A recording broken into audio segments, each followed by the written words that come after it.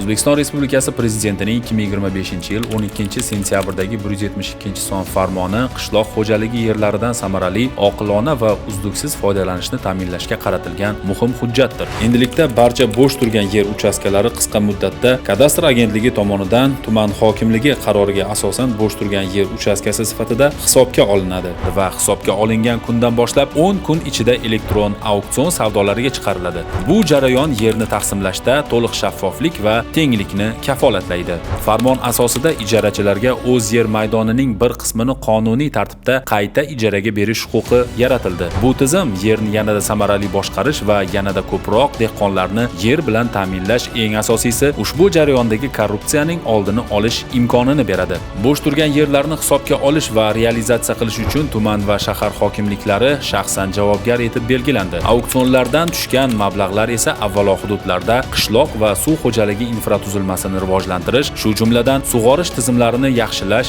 zamonaviy suv tejovchi sug'orish texnologiyalarini joriy etishga yo'naltiriladi. Farmonga muvofiq qishloq xo'jaligiga mo'ljallangan yerlar O'zbekiston fuqarolari va ular muassisligidagi yuridik shaxslarga 30 yil, chet el investitsiyasi ishtirokidagi korxonalarga esa 25 yil muddatga ijaraga beriladi. Farmon yerdan samarali foydalanish, dehqon va fermerlarga erkinlik berish, xalqimiz dasturxonini yanada to'kin qilishga xizmat qiladi.